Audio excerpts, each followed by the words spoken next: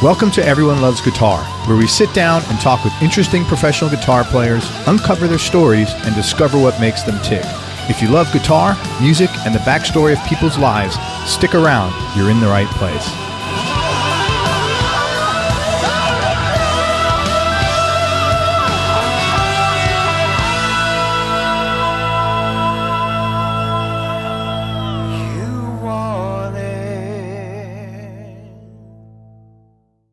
This episode of Everyone Loves Guitar is brought to you by Taylor Guitars and their new Grand Pacific Round Shoulder Dreadnought.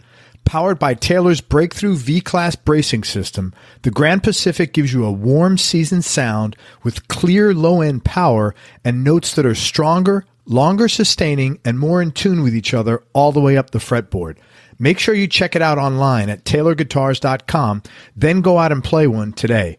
That's the new Grand Pacific at taylorguitars.com. Did you know if your instrument or any of your gear is damaged, broken, or stolen outside your home, your homeowner's insurance policy will not cover any of it? That's right. Homeowner's insurance only pays if something happens inside your home. But Music Pro Insurance insures all your music gear, no matter where it is, anywhere in the world, even when you check it in as baggage on an airline. Here, let me give you some examples.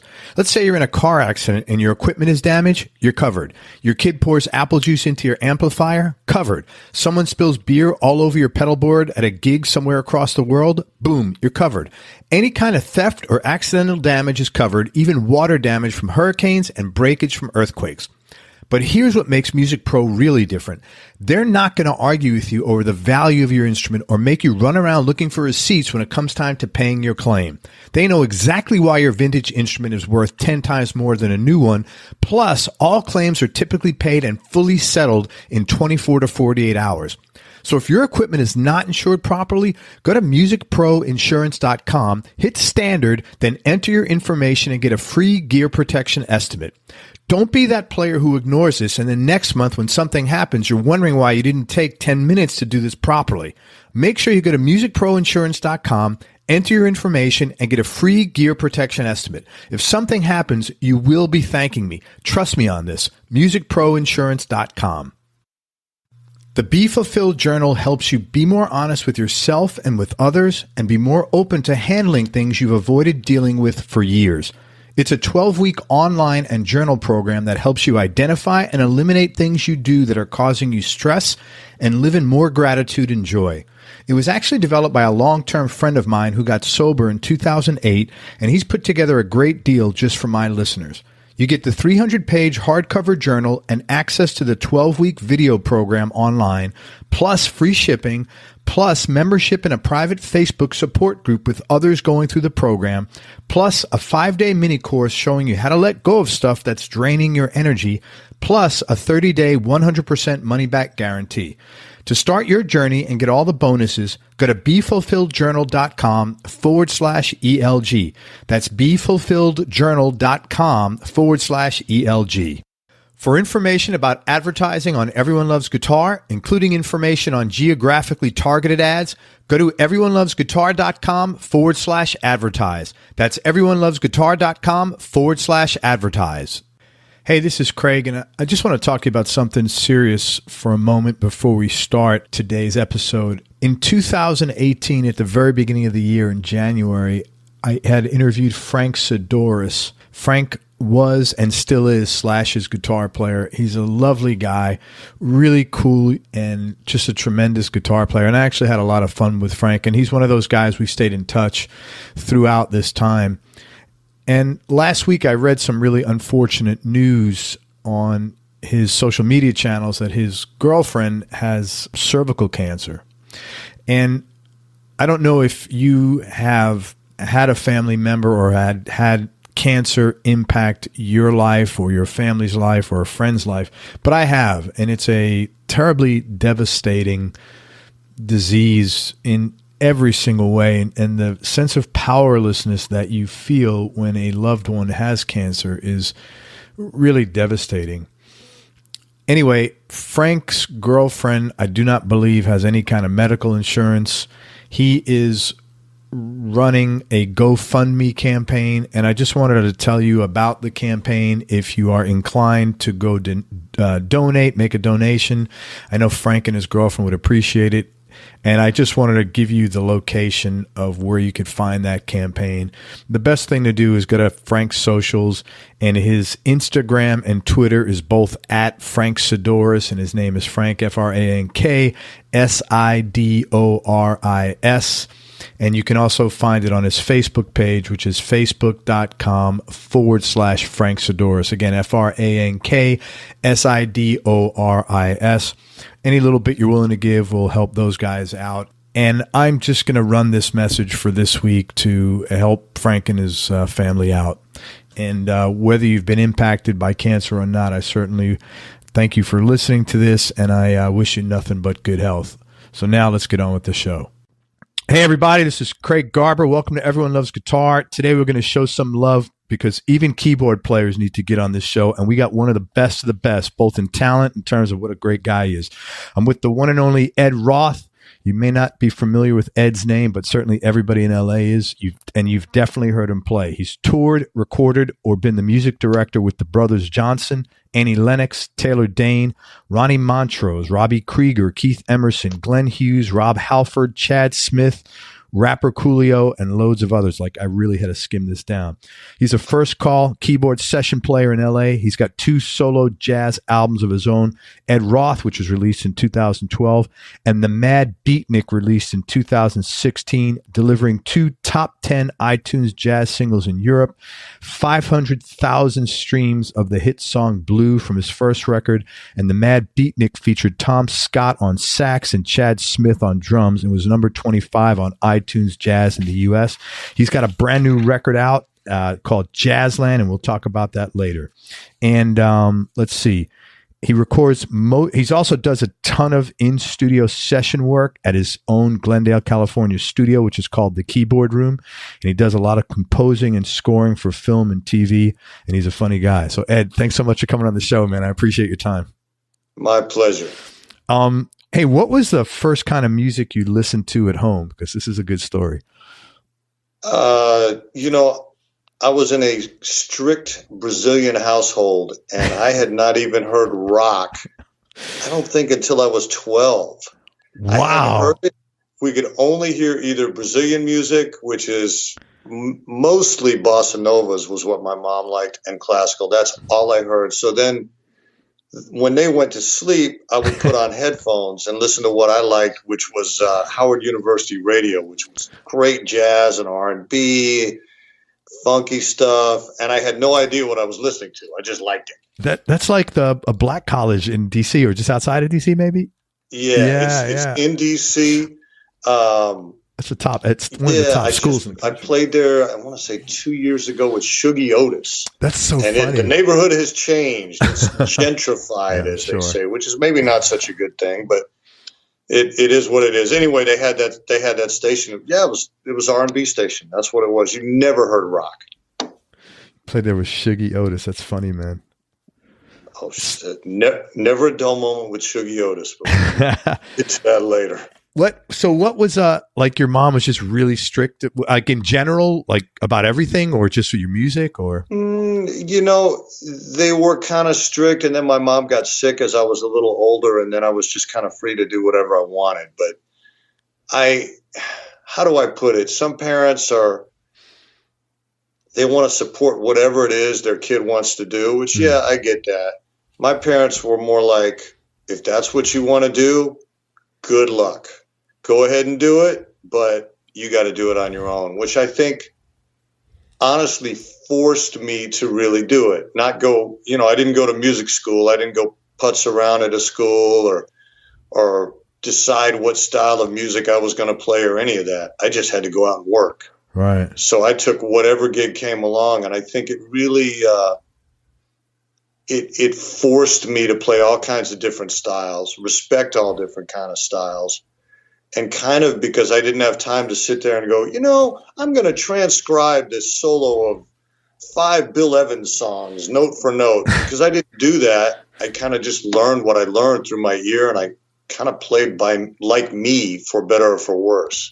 Right from the beginning. That's really cool. Yeah. You wind up with your own sound, and sometimes it's good and sometimes not so much. Yeah. Well, I think it worked in your case, man. So you grew up in DC, and when did you move to LA, and what prompted you to move there?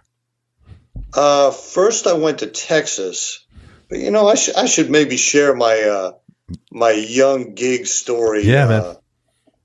I'd been playing, I was, I think 14, I started playing little parties and, just, I think school dances, whatever.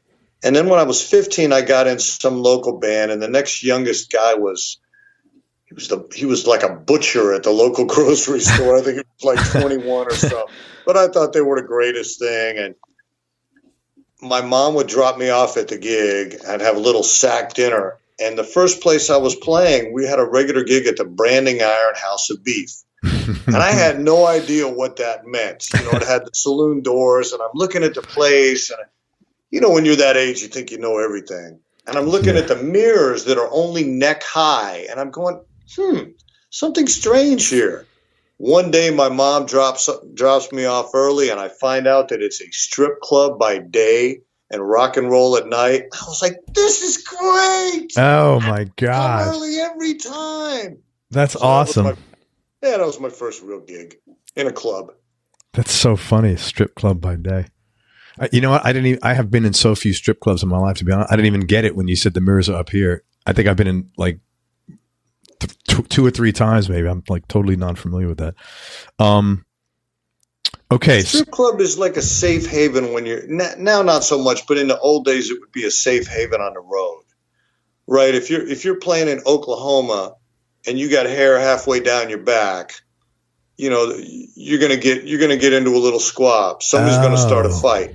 But if you just want to have a drink and peaceful, you go to a strip club and play pool, and no one's gonna bother you. Nobody bothers you. You can drink your drink, blah, blah, blah. Interesting, man. Yeah, that's wild. LA, when did you move? And what prompted you to move there? I was in a band in Dallas. The last one was called Dirty Blonde. I'd been in Houston and Dallas. And there were some strangely great musicians, especially in Houston. You just get to a point where it's just such a small little world. And, I wish I could say I planned it and I read some book about the music business. That's where you got to be. It wasn't that at all. The sound man for the band was like, everything happens in LA and I'm going to move to LA. And I thought, well, I didn't have a pot to piss in, so I might as well not have a pot to piss in LA. So I caught a ride out with him, checked it out for 2 weeks, went back to Texas, packed up my stuff. I think whatever hoopty jalopy I had then blew up, bought another car for a big $175, a 75 Plymouth Fury, put everything I owned, came to LA, and LA was it's definitely a shock when you see how many great players there are everywhere playing every kind of music. You're like, oh shit. I mean, maybe not you don't see them as much now because there isn't as much of a local scene. But back then it was like, I needed a gig. I got to LA, I want to say Christmas Eve in the morning. What year was this? And I want to say it's 86. I'm guessing 86 or 87. I'm bad with time. And I went to a place called the Musicians Contact Service. Sterling Howard, I forget Robert's last name. And I went there, and sure enough, I got a New Year's gig right away. Oh, wow. And yeah, the New Year's gig was an awakening of what was in store. We rehearsed at a boys' club. It's funny what you remember. And it was some corporate band, and you had to wear these bad outfits, and you changed in between sets. And I remember, again, funny what you remember. I'm going, there's something funky. And I'm like, wow, I took a shower. Did I forget to put deodorant on? And I'm sniffing the shirt. And then I see the other guys in the band are doing the same thing. And they hadn't washed the shirts. There were these god-awful baseball uniforms. They were funky as hell. And like two guys were session players doing this bad gig because, you got to work all the time. Yeah. So that was an LA awakening, but I kind of lucked into gigs. I mean, the first real gig I got in LA was through, well, rewinding a second, I played reggae in Houston with some guys, and those guys had all moved to LA in front of me. So I played with them for a while, and I was doing a backyard barbecue with them. I mean, some random thing, not even in the city. And the sound man's best friend was Jane Child's manager. Holy. Jane Child's probably before your time, a little bit. A little she bit. Had that the chain going from the nose to the ear. I know exactly who. She was not bad looking, if I remember correctly. She's beautiful. Yeah, right. Very nice lady. Yeah. So she had just done a record, and they wanted to make her rock. So it was a rock record. The first record, she had some hits, and this management company called me and say, "Hey, you know what? You got referred, blah blah blah. Come in and play." I came in and played. They're like, "Wow, we like your thing, your vibe, blah blah blah. We don't have retainer, but how about we put you with this other artist, Mark Bonilla?" I know who is under the I think it was the manager's best friend managed Mark, or somehow they were connected, and I hadn't heard of Mark. And I'm still kind of the R&B guy, and they're like, "Oh, he's a shredder." I'm like, "Oh, really? Well, okay." Then they told me what the gigs paid, and I was like, "This is great. I love it." And Mark turned out to be a great guy. Yeah. He, in turn, he didn't do a ton of gigs, but he was the music director for the big radio station, rock station, KLOS in LA. And he was playing on, I guess, their Christmas show. And they would have a house band, and the house band was crack guys. The old MD still played. It was Steve Lukather was the old MD. It was Lee Sklar on bass. Oh my God. Greg Bissonette on drums. The house keyboard player was Steve Porcaro. Wow. They had a B3 there, and nice gear, whatever. And I'm noodling on the B3, and Steve comes up and says, "Hey man, you sound great. How come you're only playing on these two songs?" I said, "I don't know. I guess it's just a feature with the artist." He goes, "Well, he's the MD. You should be playing more." I'm like, it's his gig. Whatever. So Steve goes, "Now you're going to play more. I got to make some phone calls. Play with Eddie Money. I'm sure you know these songs and hear the charts." And he just left. So I'm in the rehearsal room, and I start playing, and no one notices till the second song that it's changed. And at that point, when we take a break, the two DJs come over and say, "Oh, you must be the new guy, blah, blah, blah. I'm Mark Thompson, blah, blah, blah." And Mark has wound up being a good friend over the years. And that's how I got in that. And Mark Bonilla was nice enough to go, "Oh, well, obviously he can play this stuff, so let me call him on all the stuff I do." Wow. What happened with that? Everybody on the show, well, a lot of guys on the show, Glenn Hughes, I wound up doing 7 records with Glenn. I met him on the show. Hilarious guy and one of the greatest singers of all time. And great good voice. Guy. So I played with him. I met him on the show.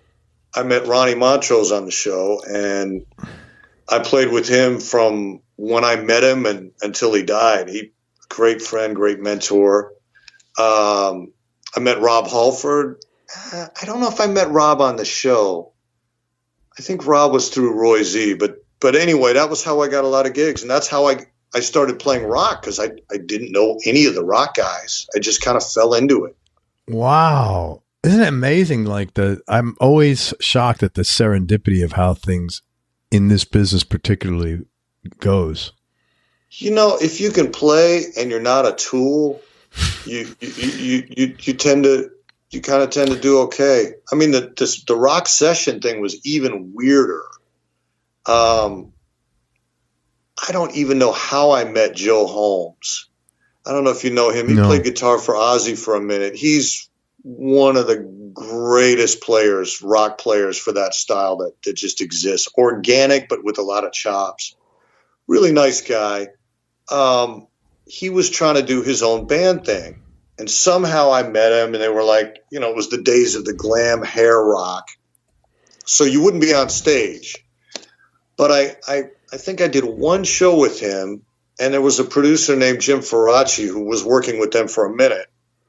And he did a lot of people. He did Rat, Poison, Rhino Bucket, a lot of those 80s bands. And I met Jim and Faraci, and he goes, "Man, you play great. Can you play in all keys?" And I said, "That's a strange question. I'm a musician. I mean, R&B, you got to play with horn sections. So you got to play in B flat and E flat. And if you play jazz, you have to play in every key. Song will be in 4 or 5 keys, whatever. You got to, So I was like, yeah, I can. He goes, okay, great.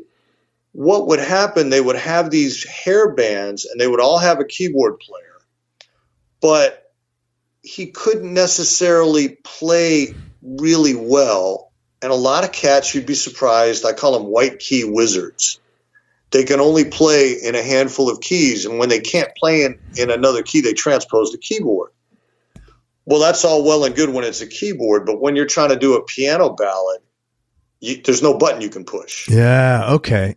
Wow. So I would do one song. They'd always have a piano ballad, and Jim started calling me for a lot of stuff he did, and then Roy Z called me. I don't know if you know him. No. Lovely guy. He produced a couple Halford records and Bruce Dickinson records. He's played on a lot of stuff, and he had a band called Tribe of Gypsies. And Roy is actually the guy that got me with Rob Halford. But it's just so strange, you think of music as one thing and how you're going to get a gig, and it has nothing to do with it. You don't get it on auditions. I mean, maybe some cats do, but I didn't. You got it by getting out there and then just doing a good job, and it's being in traffic and then get referred. Yeah, trying to do a good job. I mean, when I visited LA, the sound man, the guy from this band, was one of those guys that would read books about everything, and he would find out who the mover and shaker was. So he found some hotshot music attorney that he took to lunch and paid him for his time to get advice. And I remember the guy goes, the sound man asked him all these questions, and at the end, I got in one word. He let me go to lunch. I go, "Hey, any suggestions?" He goes, "Just become a part of the scene." And I thought, what a douche. That's what you're going to tell me? Really? Seriously? That's your advice? And you know what? Spot on. Yeah. Just get out there and do it and be a musician. Yeah. If you can play well, if you take all the gigs you can get, the cats that you come up with on these horrible initial gigs, I mean, some of these little bar gigs, the guys I played with, man, they were top calls. They're still friends of mine today. They're still guys that I play with when I can. We're still tight. I mean, I was telling you about Phil Chin taking pictures. I met Phil Chin on some reggae gigs. He's an amazing reggae player.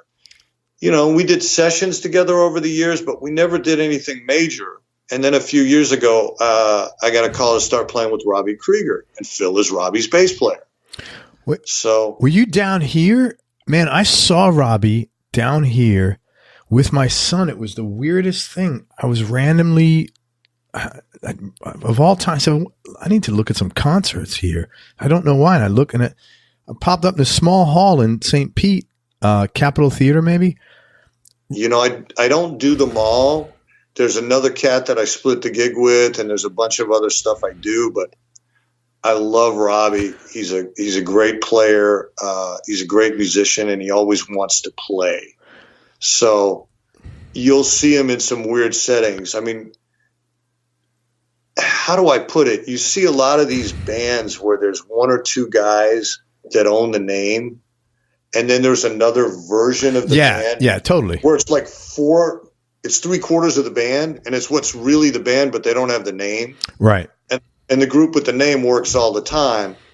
Robby, I think there's some legal thing where he doesn't use the name The Doors or something. I mean, Robby is The Door. Yeah. Well, I mean, now there's only him and John Densmore left anyway. So it's, but I couldn't, and I sat in second row center for $20 a ticket, and I had my son with me, and it was like, more probably than anybody I've ever seen in my life, seeing him was just amazing because of the impact he had on me. Maybe if I sat second row in a little club with David Gilmour, that might have been the only other thing that would have kind of freaked me or moved me like that. I mean, this is Robby Krieger. The guy had helped change rock and roll, man. Well, he wrote a lot of those tunes. Morrison wrote a lot of the lyrics. Yeah. Robby wrote a lot of the music, and he still brings it when he plays. I mean, he looks a little rough. I love him dearly. He looks a little rough now, but he's in great shape. Yeah, he's in good shape. He's slim. Plays his ass off. Yeah. He'll sit and play for 2.5 hours if you'll let him. He'll make the set that long. He doesn't want to stop. If he's having fun playing, he wants to play golf, play music, and that's kind of, those are his top things, I think, and do charity gigs. He's a big charity gig guy too. Good for him. Nice cat. What was really funny is at the end, he said, "Hey, why don't you let me know what song you want to play on the count of 3?" And as soon as 3 hits, I screamed out, "Light My Fire," of course, right? Nobody else said anything. I'm like, what? How? It was like, full auditorium. Like, how did nobody? I don't know if people are feel awkward but shit. Robby Krieger's asking me to ask him what song to play. I mean, how many opportunities are going to get that in your lifetime, right? So it was an amazing show. It was great. My kid was there. That was a good sort of bonding moment for us because we like the same music. But to be there with him, to see someone I got turned on to when I was younger than his age was just nice. Robby wouldn't know any of this, but it was a special thing, that he delivered for us that night. So that's great. Sorry, man, I didn't mean to talk about myself. No, that was a really nice memory with Robby. Okay, so you talked about Montrose, Robby. How about Marisela?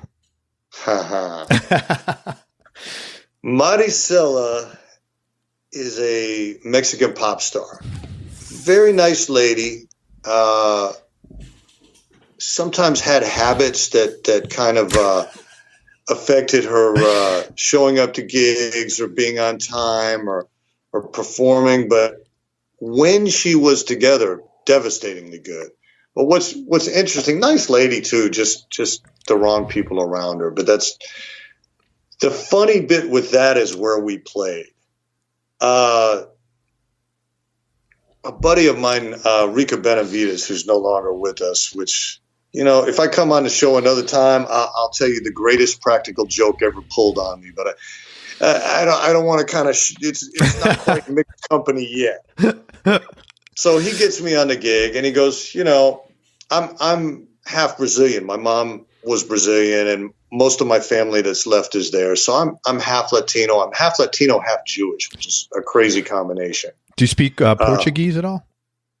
I'm sorry? Do you speak Portuguese? In Brazil, yes, they speak Portuguese, right? Yeah. Yeah, I speak fluent Portuguese. So I'm a Brazilian Jew. There are not a lot of us. No. Anyway, Rica's like, well, you'll have fun. We did Brazilian gigs together in the scene in LA and they were always a blast, a lot of partying, a lot of craziness.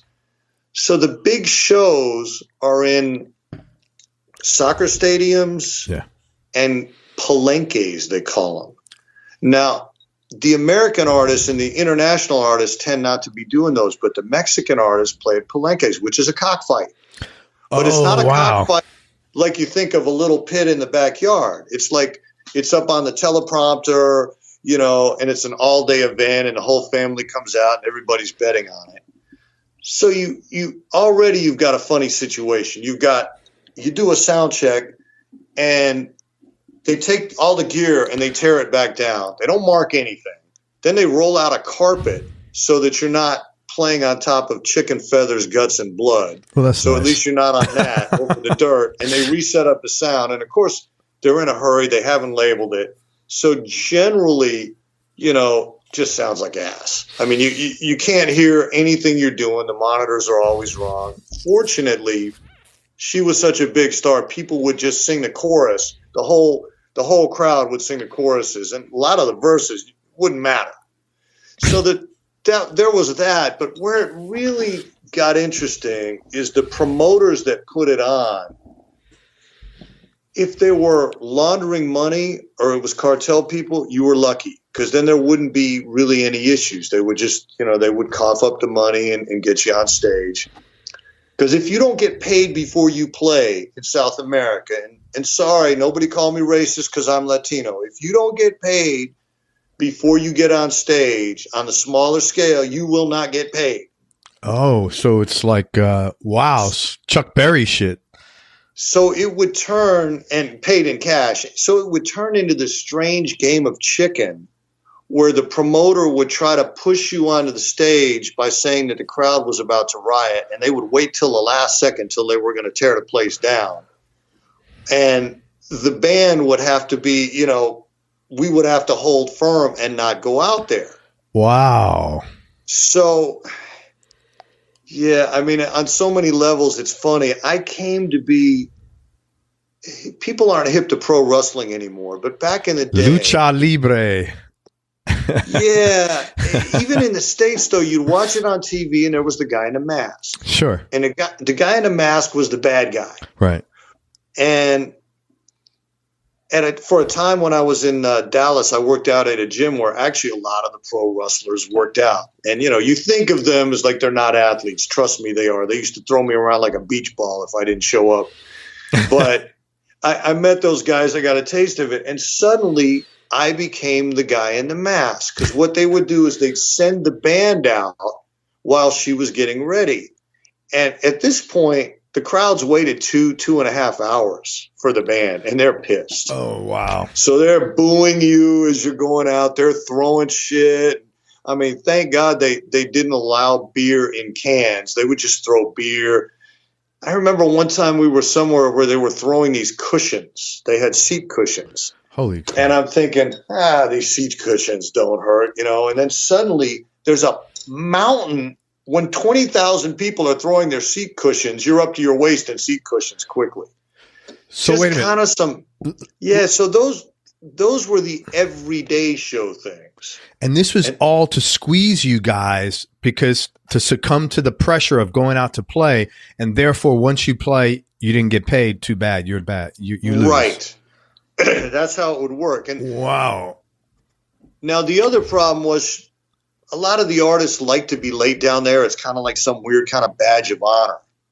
So sometimes she would be really late because she wanted to, other times because she was doing other things she shouldn't have been doing, whatever it is you want to say. A couple times they did riot. And it's a story for another day, but let's just say I survived 3 riots and got tossed in Mexican jail. So after that, holy shit. I'm afraid of very little. Did you keep doing the gigs, or did you get to a point like, fuck this, I'm done? When I got tossed in jail, even then I did the gigs, and then the money got funny. And once that happened, when I had to chase down my cake, then I was gone. That told me that something was going on in her camp. Because as much as she would kind of, make mistakes and be late or whatever, she always made good on it later. She's a nice person. She's a nice human being. But she made a lot of mistakes, but she would make good on it. You know what I mean? It's sure. Like people make mistakes, but once I had to chase the cake, I was gone and I never looked back. Yeah, because you're working harder on a gig like that than normal just to get above surface level.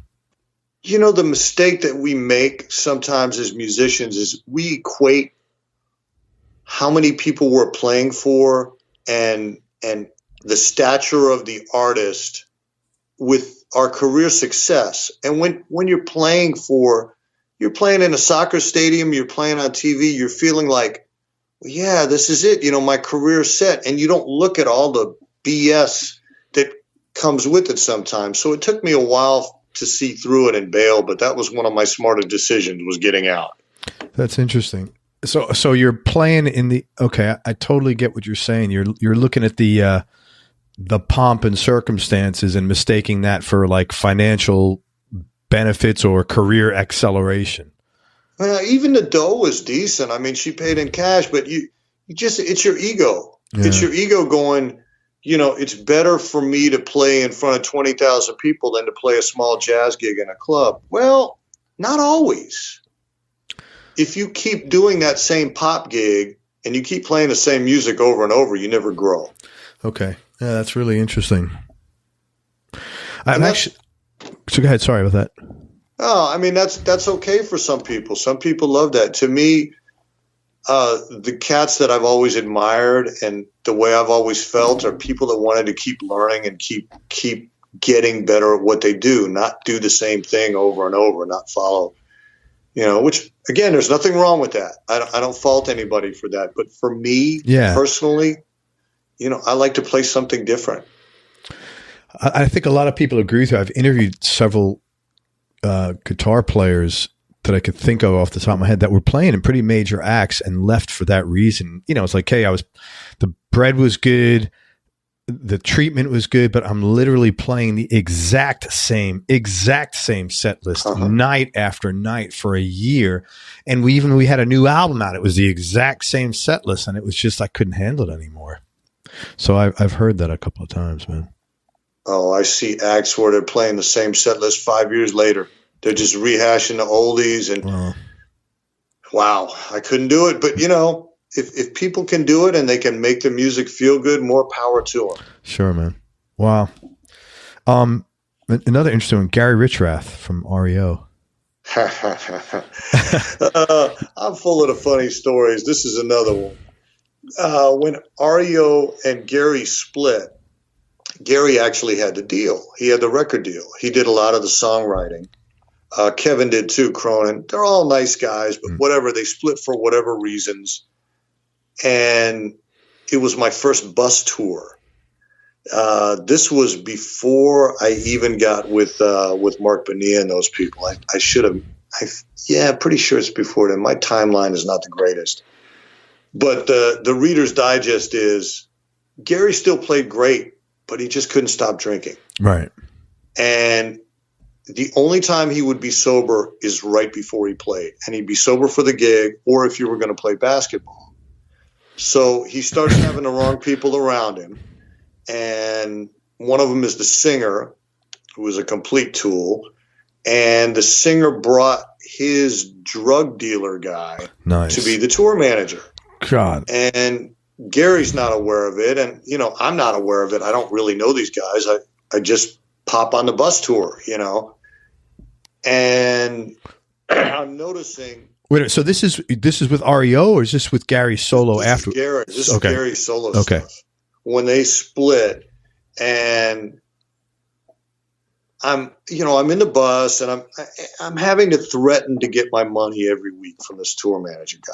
Like, look, if I don't get my cake, I'm going to have to bail, blah, blah, blah. And he'd begrudgingly, count out hundreds, which, whatever. Have you had that a lot? Has that happened a lot? I mean, is that not you? Is that a standard thing that every musician has to deal with? Because that seems fucking ridiculous. I think on your way up, it does. And I think even when you're established, I think what happens is managers, especially when they're new, they want to justify their existence. So they want to cut costs and they want to show the artist how it's cheaper. So what they do is they say, you're paying the band too much. It's always the first ones. It's always the people that actually create the music that get screwed the most. Sorry, I don't want to go on that rant. But it's pretty much how it is. And you just have to learn as you're coming up that you got to speak up. And if somebody has a reputation for not paying, there's probably a reason. Yeah. And they're probably going to try to not pay you. So, if something smells like a turd, it usually is. Yeah. It's what it is. But when you're coming up as a player and when you need cash, even when you're not coming up, if you need dough and you're not working, you'll sometimes fall in the wrong camp. This is like the beginning. I mean, really the beginning of my career, but it ends in a funny story. I'm noticing that they're changing buses all the time. I'm going, that's really weird. And I had met a guy named Sandy Stein in L.A., big burly, kind of a, how do I put it? Let's just say he had connections, Jewish kind of, big scary guy. I think Sandy must have been 6'3" or 6'4". I haven't talked to him in years. Had a baseball bat sitting in his office. Nice. And he coordinated a lot of bus tours. And I called him. I said, hey, man, what's going on? He goes, the guys you're out with are not paying their bill every week. That's why they're changing buses. Oh, so they're just hiring a new bus that doesn't know their previous history. Say, oh, we need a bus. Right.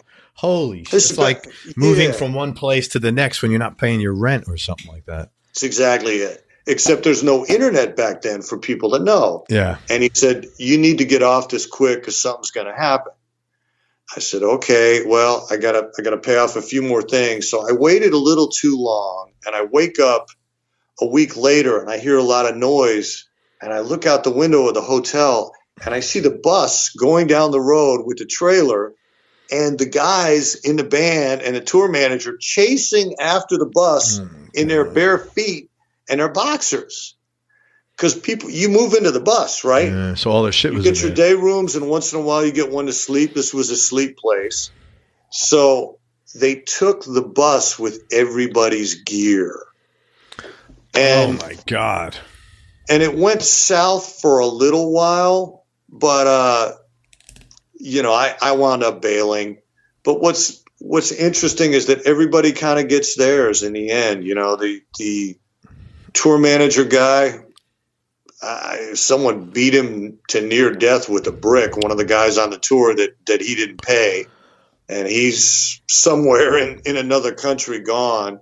The singer's been hiding out ever since then. I mean, that was their one little hurrah. And, I survived. Another one of the guys survived, and we both had kind of nice careers. Gary was a lovely guy. He just drank too much, honestly. And he didn't keep an eye on his business. But what a tone. Yeah, he's a great player. It's interesting. The music business is a very small community. And you don't think so? I agree. It isn't. I think it's very cliquey. And I think that, if you go, the world of rock music and classic rock is a small world. Yes, because it's one community. And then you go to the world of like maybe death metal, and that's a small community. Yeah. But those guys don't know each other. Yes. And then you go over to old school R&B, and those guys, it's a small community. But when you get in the big picture, and that's how a lot of people get over. They will bullshit their way through one style, and when they burned all their bridges there and everybody's found out they're an imposter, then they go on to the next style. And they talk their way onto gigs, and they get through that. And I've seen it time and time again. It's kind of pathetic, but it is what it is. Interesting. Within the communities, though, it's very, like, you're not more than 1 or 2 degrees of separation from anybody in there, from knowing this one to get to that one. Yeah, it's pretty crazy, actually. But that is true, because I've interviewed guys and gals in so many different genres, and you're right. The bluegrass guys don't know the metal guys don't know the jazz guys, who don't know the country guys, who don't know it's a very accurate statement what you said. It's little communes or little communities, I think is a good way to put it. Yeah. Keith Emerson. Nicest guy, unbelievable player. Some of the first rock music I heard was that. I was like, wow, keyboards can be the lead. Playing with Mark, actually, Bonilla, he put together this super group with everybody super except me. I'm the one guy that nobody knew. I'm the side session guy. No, I don't know about that, man. Oh, yeah, especially at that time. It was Keith, Ronnie Montrose, Bissonette, who else was in it? I want to say it was Mick Mahan on bass. I don't know who else was in it, but Keith was the other keyboard player. And as my mom used to say, you're too dumb to be afraid. That's me. I was too dumb to be intimidated. Dude, that's great. Yeah, I think that's great. Guy. He let me play, and he had a whole shit ton of funny stories, and we definitely had quite a few adult beverages together on the road. He wound up being my drinking buddy. We drink white wine with water in it. I just didn't get it. Some weird stuff. That is weird. Oh, that's funny, man. What a band, though. Wow. Yeah, Keith was so not what you would think. You know, he looks like, you hear that music and you think it's going to be some kind of pompous guy. He was the most down-to-earth, regular guy, wanted to ride motorcycles, go jet skiing, water skiing, you know, fly a plane, have a couple adult beverages. That's what he was. He was just a regular cat that just loved life. Very cool. Yeah, that was a tragic loss, man. His hand was a mess. His hand? That had a lot to do with it, and he had a lot of pressure on him. He was on different meds at the time, and he was still drinking a little bit, and I think it was just a bad combination of factors. And I think that he had a little bit of a heart problem on top of all of that. So it was just a perfect storm, and I think some of these antidepressant medicines actually make people suicidal, and I think we've seen that. Yeah.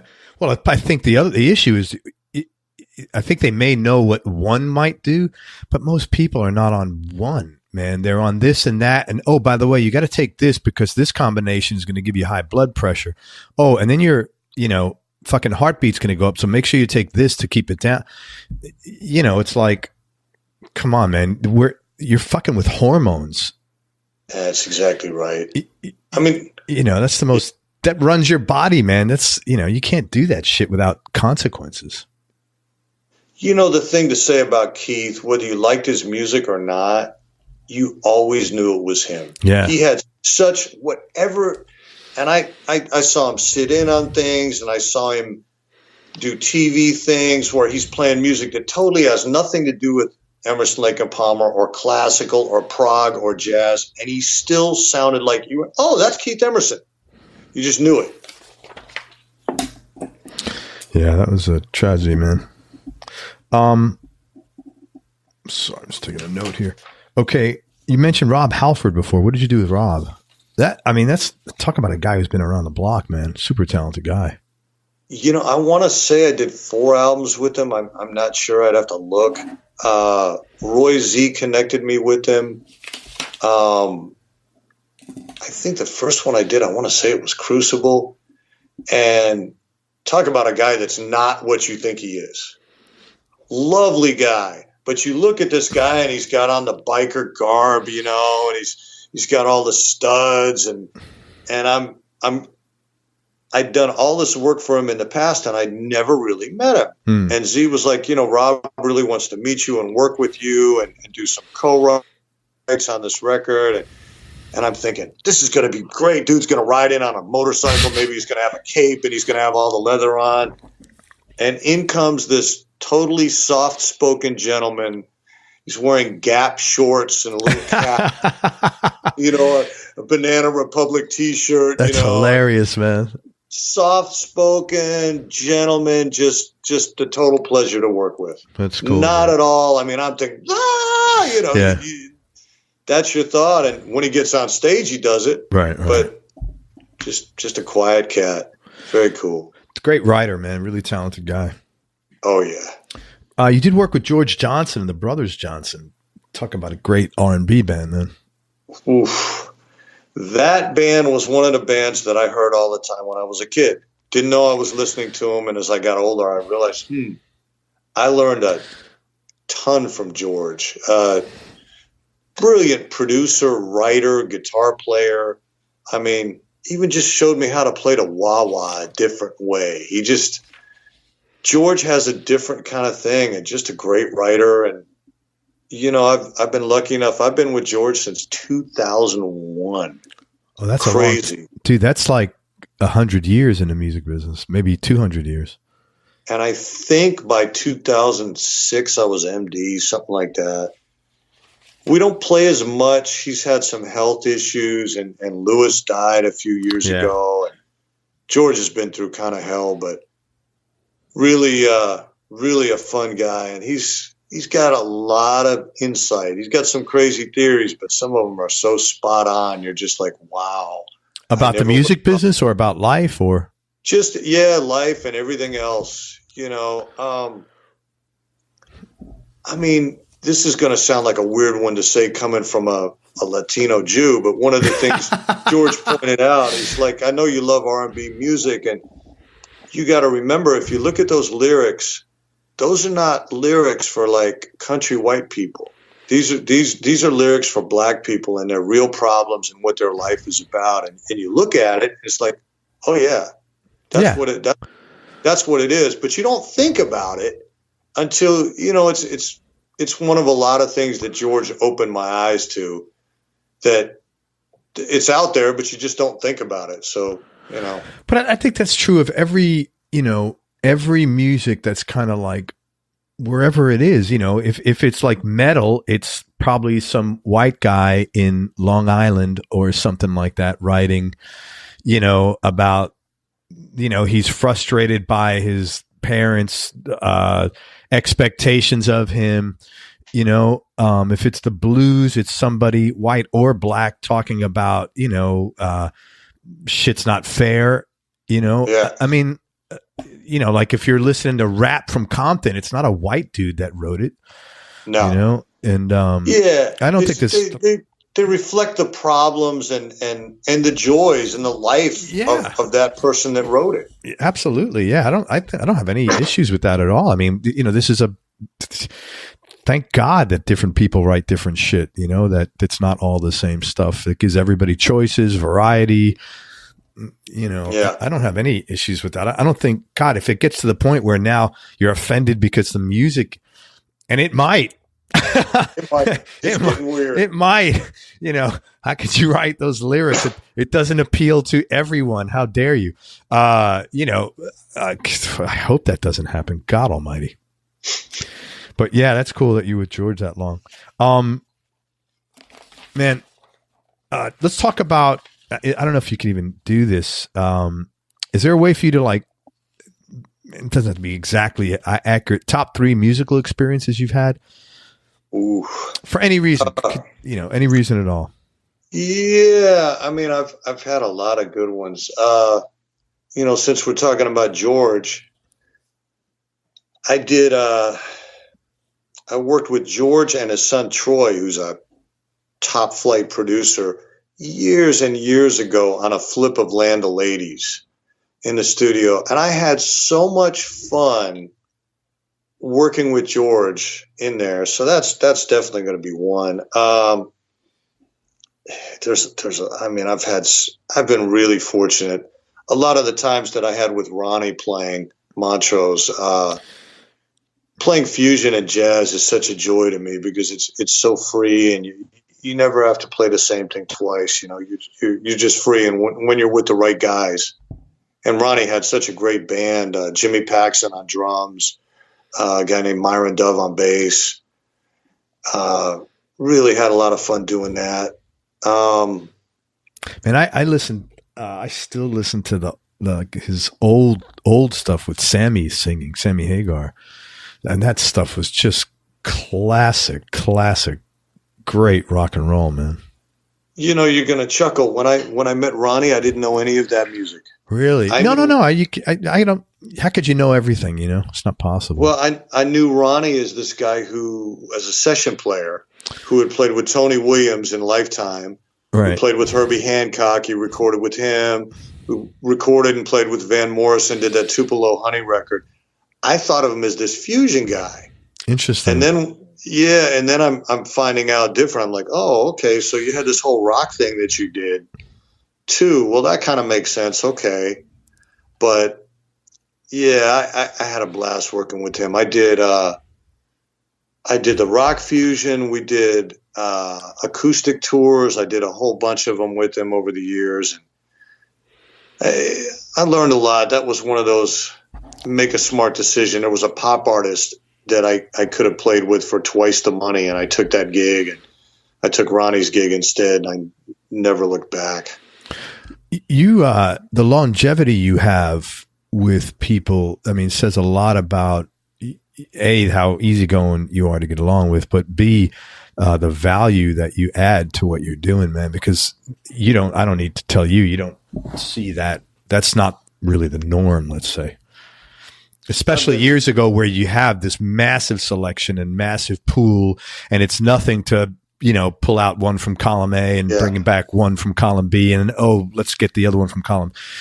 That says a lot about you, man. Oh, thanks. I've been really fortunate. You find a few people that you work for and they like the particular thing that you do. I mean, we all have something that we do that's special, or we hope we do. Yeah. And you want to hope that who you're working for recognizes that. Because you can be the nicest guy in the world, but then they're going to invite you over for the barbecue. They ain't going to call you to play on the record. Right.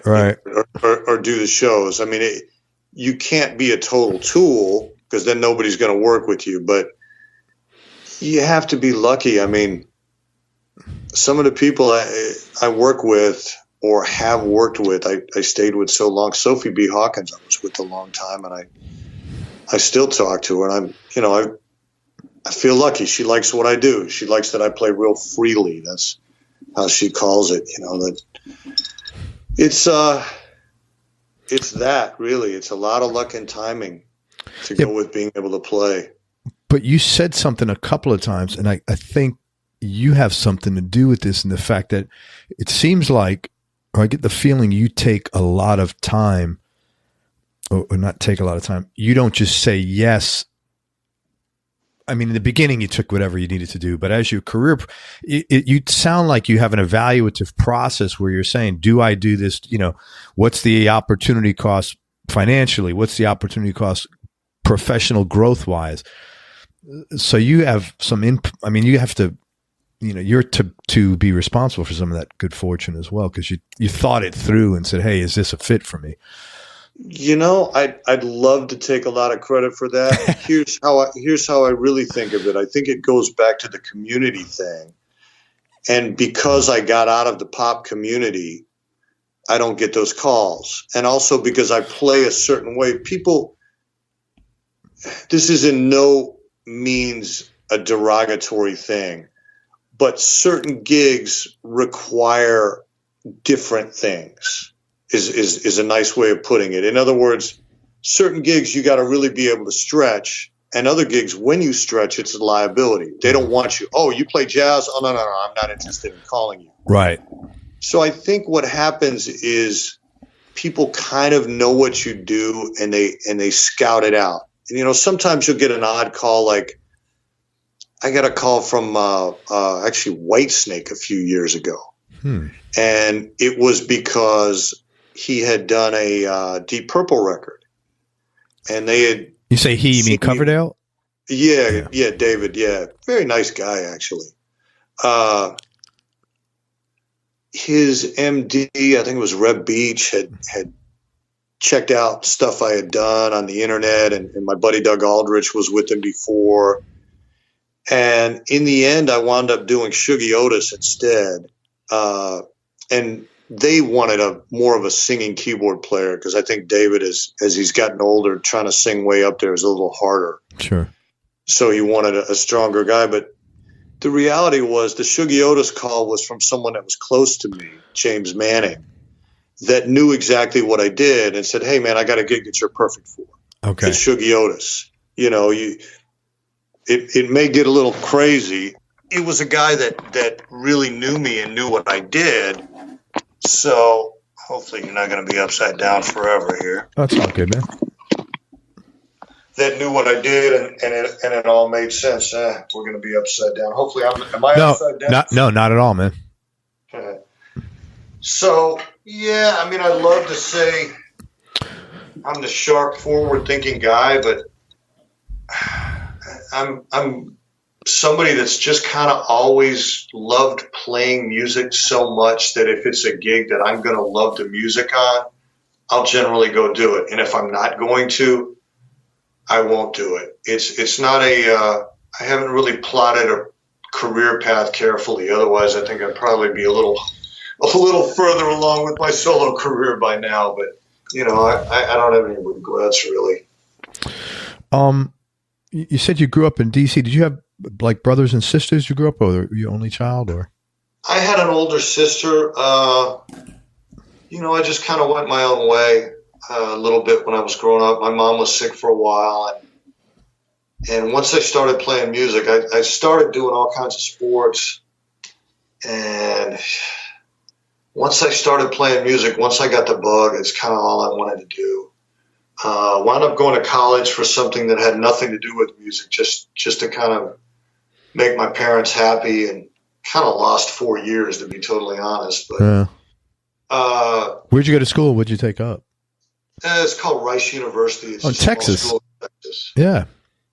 I originally, before I got into music, I was playing a lot of baseball, and I couldn't hit a slider. That's kind of what kept me out of really playing ball at a college level. That's really the big difference between. There's a big difference between high school and then college and pro is a huge step up, and it's really the slider and a split finger fastball. I just couldn't hit. I couldn't see it. I couldn't hit it. Interesting. I didn't know that. That helped me get into Rice. They had a big baseball team, a little bit.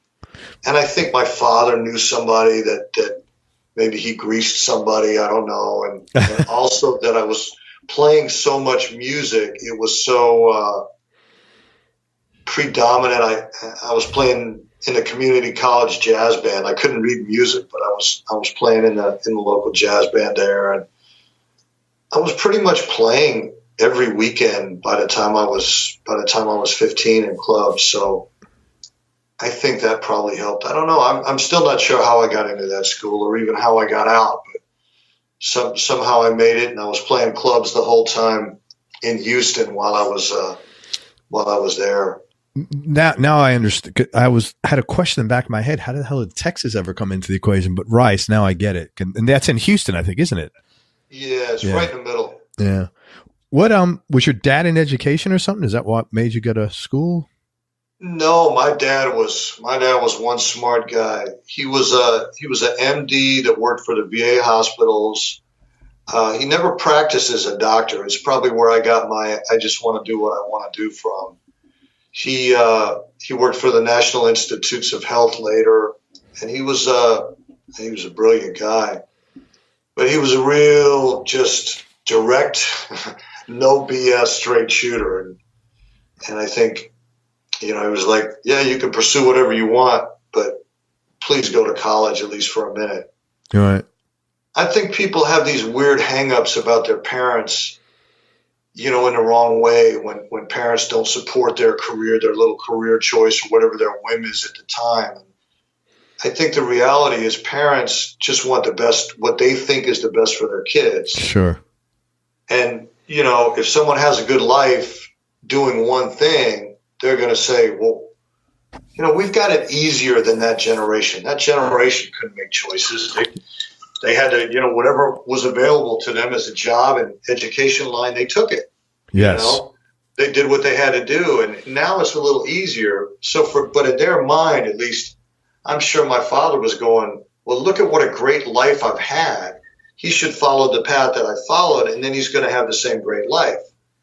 And he's looking at music and going, people look, you're going to be a musician. Everybody told me I was going to fail. Everybody, everywhere. Did that motivate you more? Are you are you the kind of person? Because it's the best way to motivate me is to tell me I'm not going to do something. Maybe a little. The things, and I've learned to calm down. The things that used to get me was disrespect or not paying me. I would feel like if you don't pay me for a gig, you're disrespecting me, and I would be a knucklehead. Back in the day, I took guitars and microphones, squab with an entire band. I was that idiot that I couldn't let shit go. I've learned to let things go, but maybe to some extent. I never had a bad relationship with my family. I loved them, but I happened to go to Texas, and I realized that I love playing music, and I think it's funny when I went back when my parents died. When my mom died, was the second one to go. I went through boxes of stuff and saw report cards, and they all said the same thing. He's really artistic and he has a music talent, and he's motivated by this. And I never saw that stuff. Oh. And then I talked to my aunts and uncles, and, a lot of them are gone now. I have two left in Brazil, but they would all say, yeah, music would come on and you would just brighten up. You would turn into something else. even when you could barely walk, you would start dancing when music played. So I think they probably knew, and they probably weren't happy at first, but they just let me make it on my own, which at the end of the day, you feel good about it. Yeah. When you do it yourself, you did it yourself. You can say it. You don't have to say it. You just feel a different kind of calm and a different kind of peace. Well, you own it, man, and it's yours, and you don't owe anybody. And that, I mean, that's a good. I mean, I enjoy that feeling of not owing somebody something. Oh, yeah. Well, we're all serious. We need another funny story, because that's what life. Yeah, man. Let me. Is there any advice, if you looking back, anything advice you would have told yourself that would have made things easier for you? One of my friends is a retired studio keyboard player, played on I don't know how many thousand albums, Clarence McDonald. When I met him, a drummer that was playing with him, I guess, told him, "Hey, you need to check this guy out, Ed Roth, blah, blah, blah." And he brought him over to my studio while I'm trying to record a solo, a jazz solo, really sensitive ballad. So totally threw me off my game, but we got to be friends. And as we're getting to be friends, I kept asking Clarence, I said, "Hey, man, share something with the younger generation. Show me some licks, show me some turnarounds. You have all this cool church shit." And he would always say, "Oh, just keep doing what you're doing. You're fine." And then one day he said, "I am going to give you some advice. You got to learn how to let go of things. You got to let go of grudges. You got to let go of whatever people, when there's shit around you, just smile and move away from it. Let go. Don't try to get revenge. I know it's hard to do, but that stuff winds up hurting you more than it hurts anyone else." Very true. And it's not like I was some kind of angry guy or anything, but sometimes, you get caught up in day-to-day stuff, and I still do. But I've really learned how to let go. And I think not getting bogged down in the little day-to-day bullshit of the music business and trying to look at a long-term goal and just try to be the best player you can. Play all kinds of music, and don't be distracted by shiny objects, as they say. Don't worry about that the other guy has the pop gig that doesn't play as well as you do. Don't worry about what other people are doing. Don't worry about what other people are making. Just, if you love music, if you truly love it, it's the right career for you. If you truly love it and you'll work at it and you have some kind of aptitude, you will make a living. It's when you start not loving it and you start plotting and scheming and planning and being envious of other people's things. And I think I'm lucky in the sense that I never had that personality, and I think that's helped me be successful. Everybody's jealous, they tell you not to in the Bible, but everybody envies other people's things, whether they like it or not. It's the ability to tell yourself, "Hey, that has nothing to do with me." Yeah. I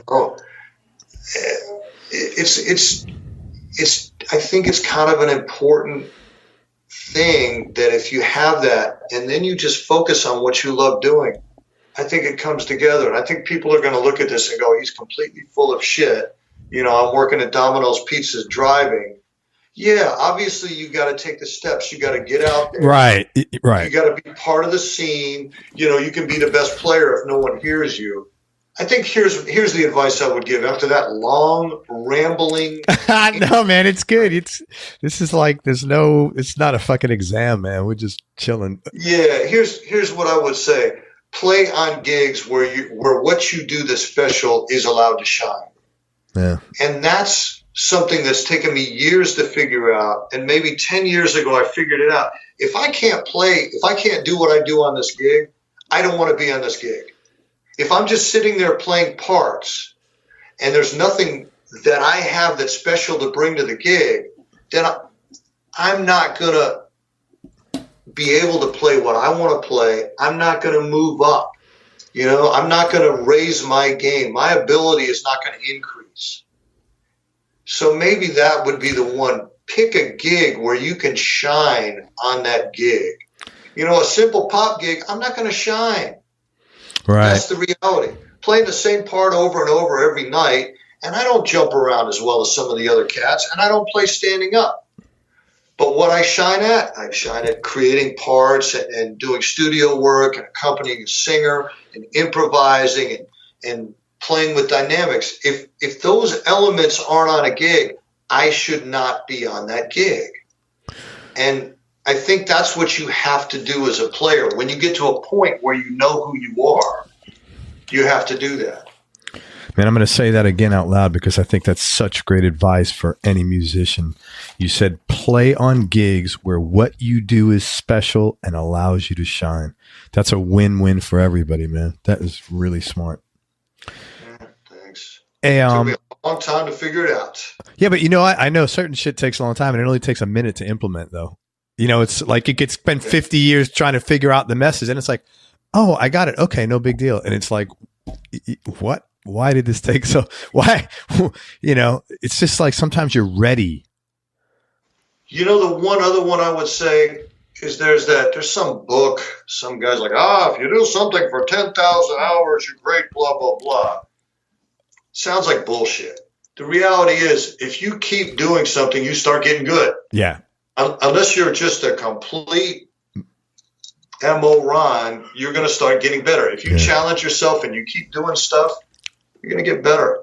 You hit a certain number of hours and it becomes easy all of a sudden. I think it's Malcolm Gladwell. I don't know which one of his books. It's not Blink because I read that one, but I think it's pretty sure it's Malcolm Gladwell. Hey man, Desert Island Discs. Oof. Pick some Desert Island Discs for me. Immediately, Miles Davis kind of blew. I know it's the most commercial jazz album out there, but you know what? It is so musical and melodic. They go inside and outside in all the right places. It's the textbook maybe of modal jazz. I don't know the terms for it. I'm Mr. Self-Taught, so that's one. There's a bunch here. There's a couple Crusaders records I think I couldn't live without. Joe Sample's such a wonderful player. There's some Zeppelin that you can't live without, going over into the rock world. There's some Beatles. And there's really a lot of truly great music. I didn't play on any of them, so I can say it. Some of the early Brothers Johnson stuff is just brilliant. That's George Duke on a lot of that, playing keys. A little bit of Billy Preston is another one. Yeah, that guy's a badass. It's a hard one to kind of narrow that one down. There's so many great records. There's some Thelonious Monk that you don't want to live without. There's some Stones. I mean, the Stones used Sonny Rollins on sax on, Waiting on a Friend, which is maybe one of their later records. Yeah. Not anybody's favorite. I love like Heartbreaker and that kind of stuff. That's great stuff. But that solo, the Sonny Rollins solo, and the idea to use Sonny Rollins on that song, devastating. Do you remember the video for that? It was so cool. It was like Sonny playing in the street, I think underneath a subway station, or it was up on the rooftop, I think it was. Really? I never saw the video. It was good. I hear the solo like it was yesterday. That was such a good solo, man. Yeah, that guy, wonderful player. That's a hard one. I would be hard pressed on a desert island. A lot of stuff. Someone answered that question. Do you happen to know an English guy named fellow named Guy Pratt, bass player? I know the name. It seems like somehow I know him. I don't know how. But. Well, he lived in L.A. for quite a while, so you might have known him from that. He said to me yesterday, I think I was talking to him the day before, and he said, the years ago, the question would be, give me your top 3 Desert Island Discs. Now it's, give me your top 30,000 songs to fit on this little hard drive, Ooh. So it's times have changed, man. Yeah, it really changed. Hey, what's the best decision you ever made, Ed?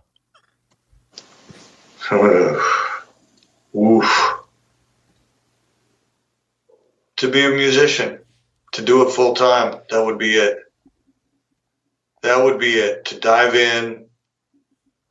I mean, like I said, that's maybe the other bit of advice. Don't be discouraged. I remember, I'm not going to say the guy's name because I don't want to call him out. There's a studio that I was working at doing a fair amount of sessions. Not a lot, but a fair amount. But I wasn't an A-list guy by any stretch of the imagination. I was like the C-list guy. You know, they called the A-list guy, he couldn't do it. The B-list guy came in, or maybe I was fixing something. And one day the guy calls me into his office, and he's like, you seem like a really nice guy. You're a hell of a musician. But, everybody fails out here. I'm like, where are you going with this? Yeah. He says, you were making a good living back in Texas, I heard. You should go back there. You're probably, on top of the scene, and you probably really do great. And I just went, so this is the advice you're giving me? Have a good day. Years later, the guy's sold the studio, and he's calling me to produce his son's record. So I got a little chuckle out of it. I was thinking, and I reminded him, I was like, hey, remember when? And now I'm still in the business, and I'm up in my house. What are you doing? You're not in the business anymore, are you? You're running rental properties? Is that what it is? So that's an example of me not letting go of things and not following Clarence's advice. Yeah. The point there is just everybody's going to tell you it's not going to happen, and other musicians will be around complaining about the conditions on the gig and how you should be getting paid more, and the food isn't good on the gig, and why didn't they give me a window seat instead of an aisle seat? Yeah, I get it, but just put your head down and keep going. Yeah, you're getting to play music every day for a living. Yeah, appreciate how good we have it, first of all, in the U.S. Yeah. And then how good we have it doing something we love to do. And don't let anybody step on you, but don't let it ruin your day. Dude, I'm going to ask you a very difficult question that you are not going to want to answer. And if you don't want to answer, that's cool. What do you like most about yourself?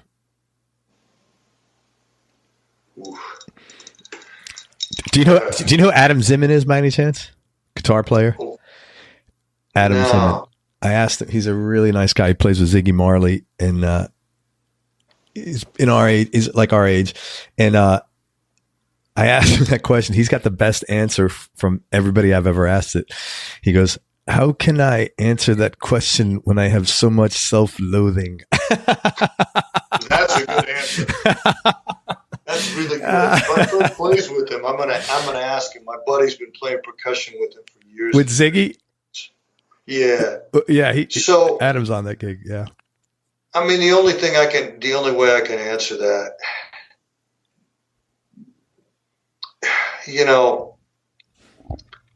I'll say what I found out. Ronnie Montrose was a really dear friend, and I'm very close to his widow now. I see Lisa a lot. She's a beautiful person and went through a lot.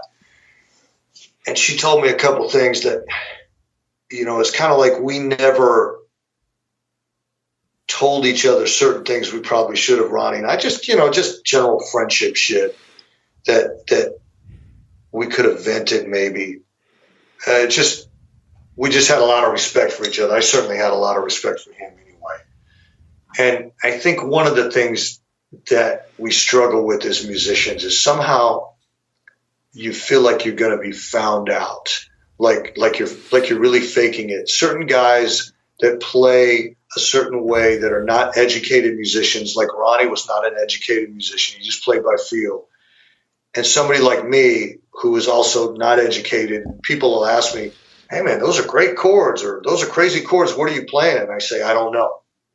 And I look at them and I go, well, we got a flat 13 here and a flat 7, whatever. I try to analyze it, but I just kind of play, and you just kind of wonder if there's people out there who are just going to go, he doesn't know what the fuck he's playing, and he's a complete imposter. So that's one place I find it hard to say anything. I guess what I like about myself, I don't always do the right thing, but I try to. In life, I try to. I don't intentionally go out of my way to screw with anybody, to do something nasty. I'm not a nasty person. And I think, I know that sounds like a pathetic thing to say about something you like about Oh yourself. my God, dude, you're so rough on yourself. But that's we all aspire, I think, to do the right thing. And I think as you get older, you get more sympathy for people because you look at what situation, what position life has put them in, and they'll do some things that are maybe not nice.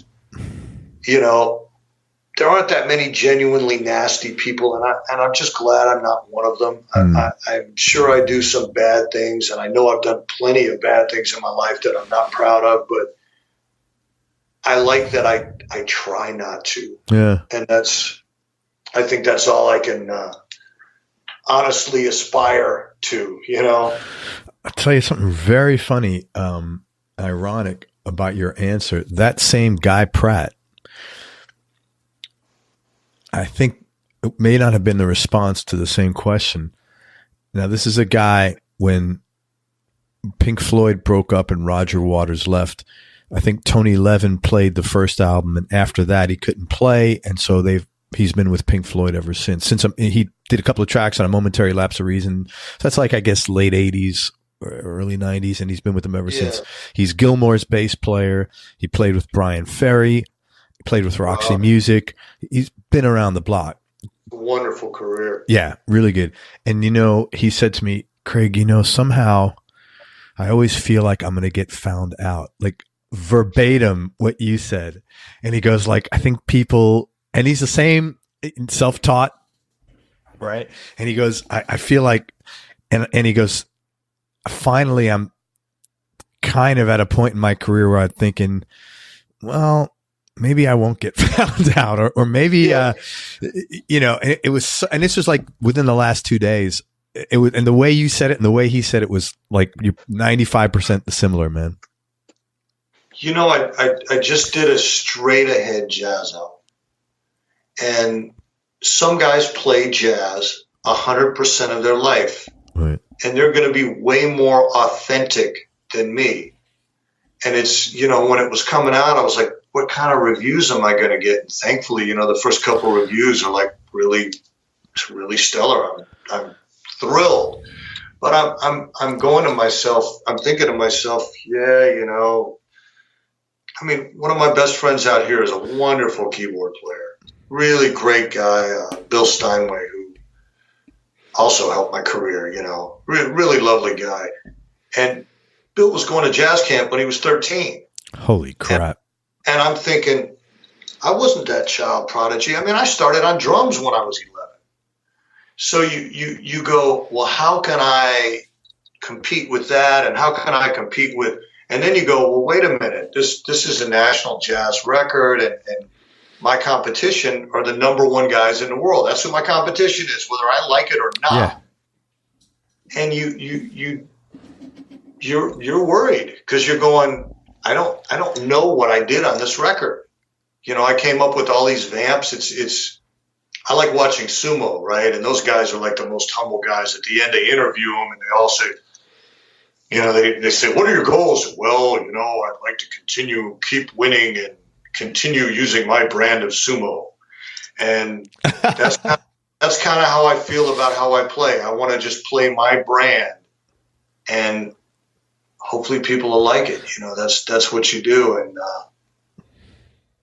can somebody play faster than you? There's always someone that can play faster. My God. Yeah, that's like saying, are you the strongest guy in the gym? Are you the richest guy in your neighborhood? That's a ridiculous. Yeah, you can't worry about that stuff. Yeah, you just got to do it. So I don't know. I've prattled on mindlessly. Hopefully, I've answered some. No, questions you're good, man. In the midst of the tangents. I'm going to ask you 3 more questions, and I thank you very much for everything.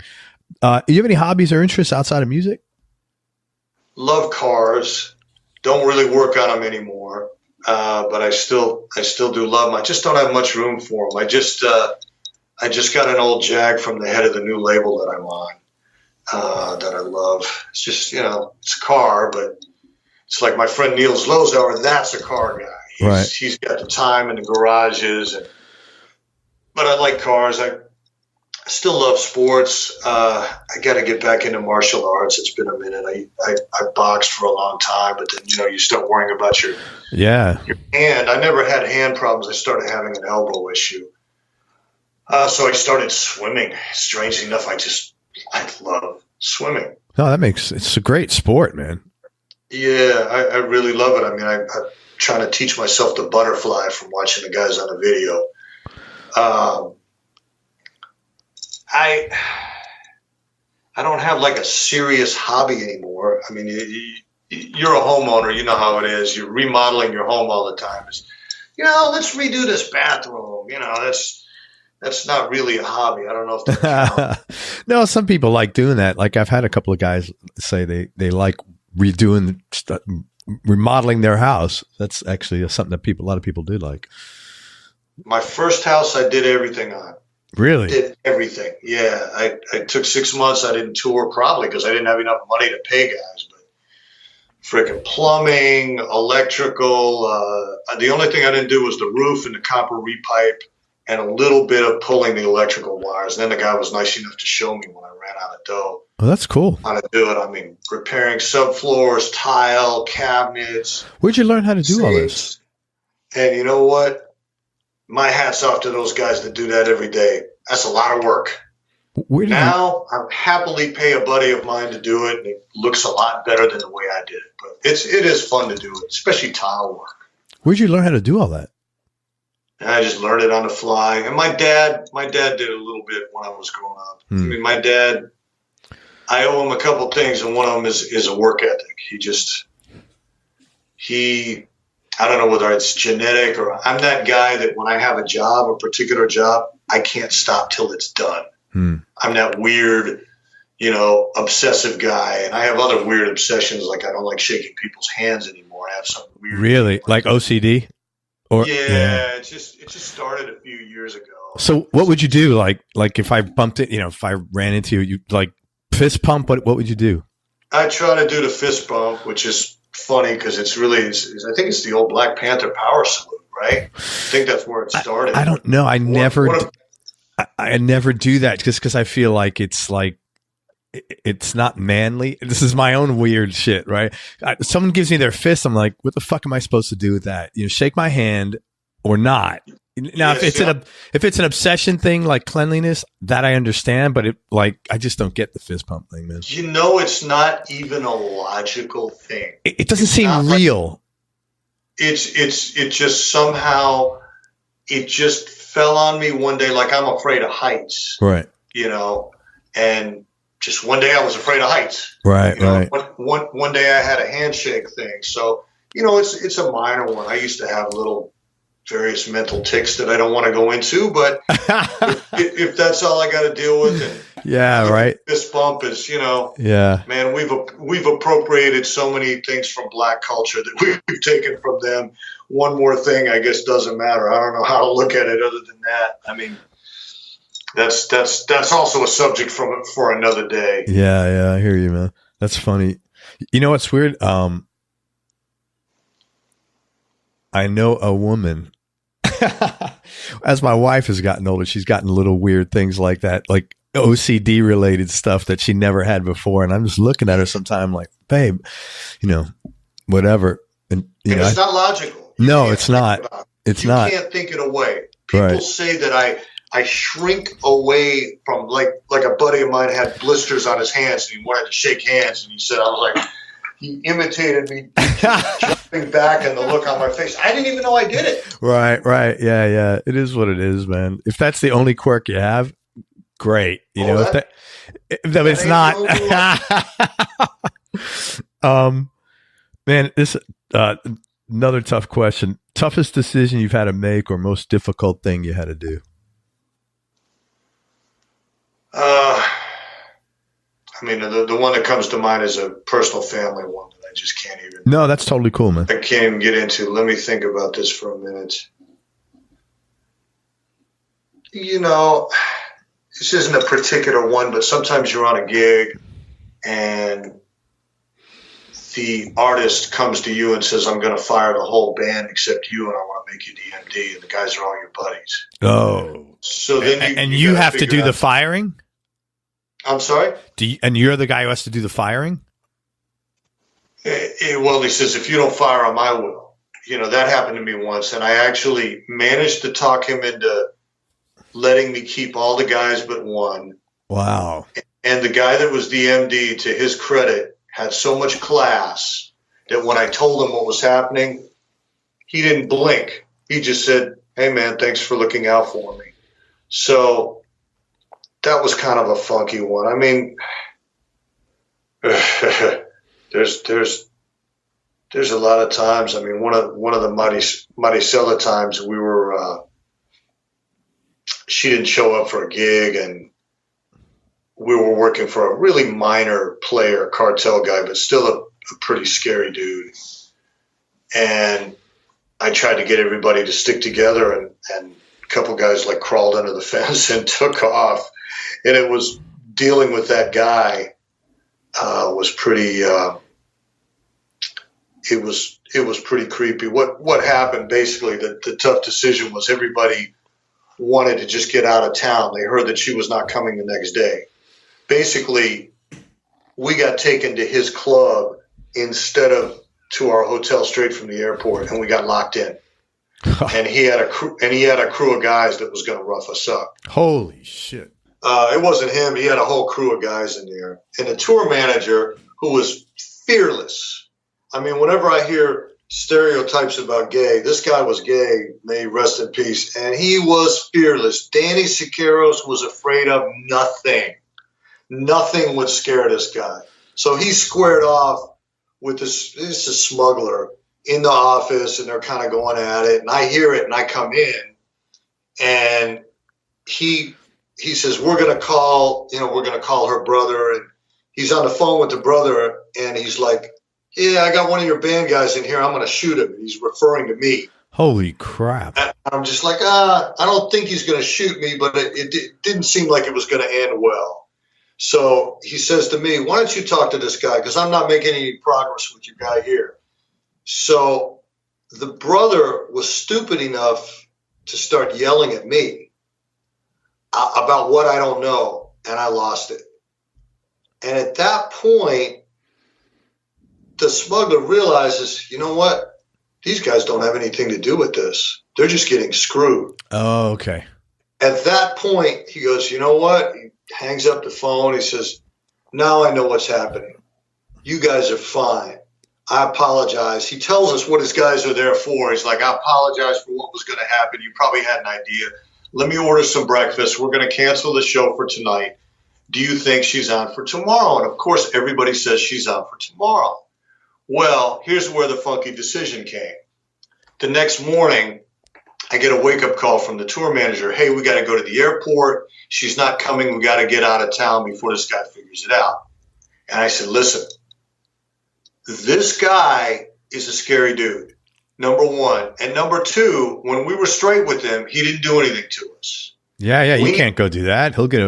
If you guys, Well, I said, "Listen, we need to tell him what's going on." Everybody's like, no, he's going to hold us. I said, "You got to tell the guy what's going on. You have to do it." And it turned into a big, long, drawn-out argument. And finally, they went, "Okay, we'll call him." So they call him, and he says, "Okay, you guys are straight. Have a safe trip. We don't have any grudge." Of course. We get to the airport. We're trying to get on a flight. Guess who's there? The guy? The guy and one of his guys. No problems, no drama or anything. He gets on the flight. Turns out he gets off the flight, and somehow he knows right where her mom lives and goes straight to her house, because what he wants is his deposit money back. Sure. And I guess the brother was, I don't know, he didn't have it or something, and he took off to Mexico to get away from this guy. So this guy calls the brother in Mexico and says, "Hey, someone wants to talk to you." Puts the mom on the phone. Oh my God. So that's who we were dealing with. But the decision, you're going, well, what do you do? I feel like if you try to do the right thing or what you think is right, the guy was straight with us. Granted, he's no angel. I mean, he's a dirty drug dealer. There's no glamorizing that. There's no whitewashing it. But when we were straight with him, he didn't fuck with us. Yeah. So that was kind of a little bit of a Holy crazy crap. decision. Yeah, man. Wow. I'm surprised. That's amazing. You stuck that gig out. That is. Yeah, it was pretty soon after I was gone, but like I said, she had the wrong people around her. She's a good person. She's still around? Yeah, they're still doing it. She's kind of gotten it together. When I hadn't seen her in almost probably 10 years, maybe a little more, and Danny died, the tour manager, and I went to the funeral, and only the music director was there, and I saw him. We hadn't talked in 10 years because it kind of got ugly in the end, and I hear someone behind me, just crying uncontrollably. And I didn't look, and it's a woman. And then about halfway through, I feel a hand on my shoulder. I turn around, it's her. Oh, wow. Yeah, I mean, the tour manager used to babysit her daughter. I mean, it wasn't like she wasn't a nice lady. She just got mixed up with the wrong things and the wrong people. Wow. Holy crap. Anyway, next. That was maybe one of the smarter decisions I made. Yeah. Last question, man. Ed, what's been the biggest change in your personality over the last 10 years, and how much of that change has been intentional and how much is just a fact, a side effect of aging?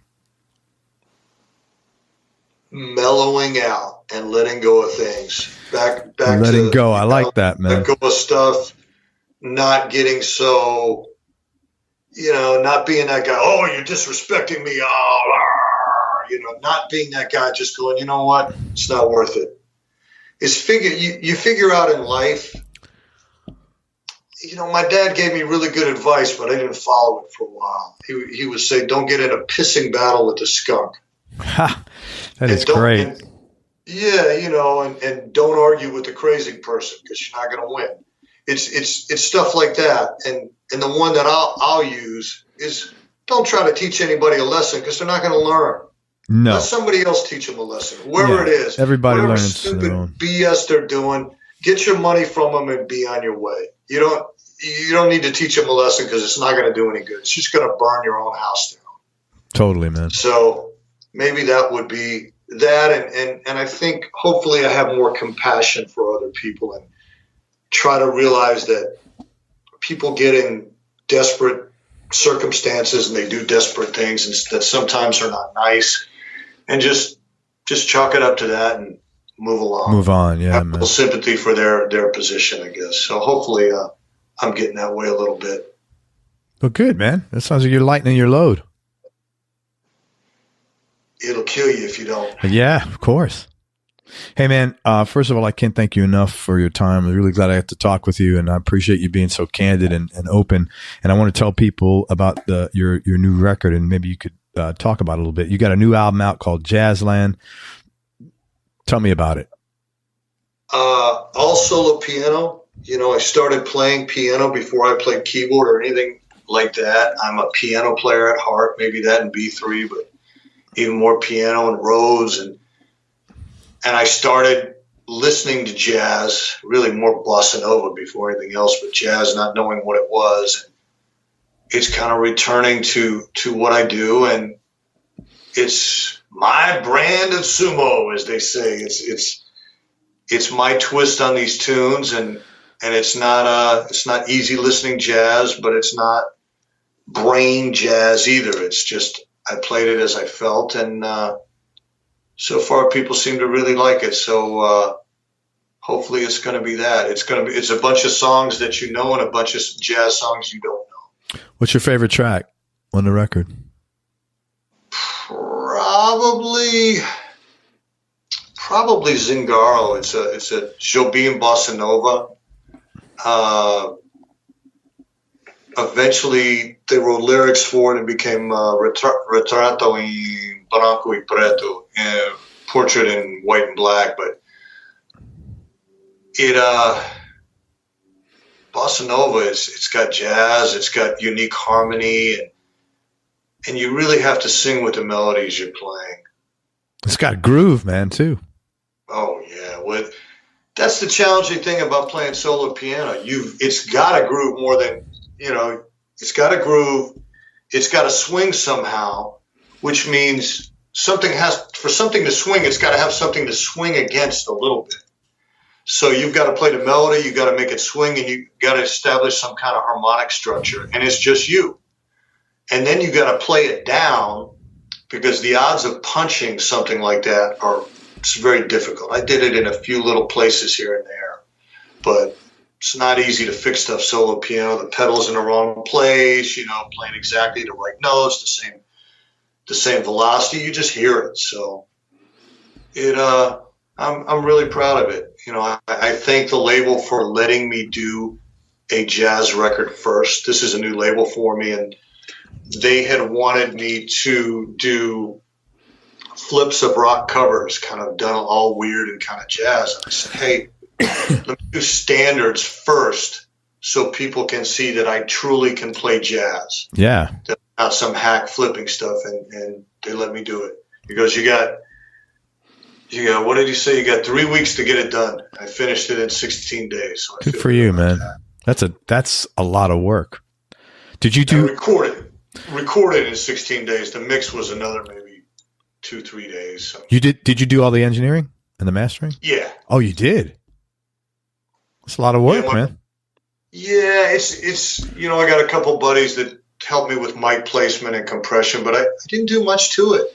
The mic placement was so good. Ryan Hewitt, old buddy of mine that actually Chad Smith introduced me to, that has got me all kinds of session work. Dude's just a genius. He's just got it. Showed me how to position the mics, and I just stuck 3 mics up there, and honestly, the mixing was balancing them, and a little bit of compression, tiny bit of reverb, done. That's awesome, man. Well, I want everybody to check it out again. It's called Jazzland by Ed Roth, and you can find it anywhere music is sold and streamed. And also, anybody that wants to get the benefit of having Ed play on their records and is looking for some remote sessions, he's done sessions forever. He was telling me before, and besides all the people I mentioned, he's done work with the Avett brothers, with Tom Morello, Brothers Johnson, Annie Lennox, Taylor Dane, Ronnie Montrose, Robby Krieger, Keith Emerson, Glenn Hughes, Rob Halford, Chad Smith, Coolio. He's very well versed in the session world, and you can hook up with him on his website for that, which is called onlinekeyboardsessions.com. Again, it's onlinekeyboardsessions.com.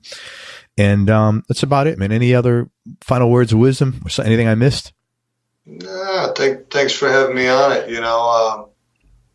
Organic keyboards, they last forever. Piano and Hammond, the 2 things that you use the most in your studio. Piano and Hammond. I love them. Yeah, man, I love B3. Man, thank you. I appreciate everything.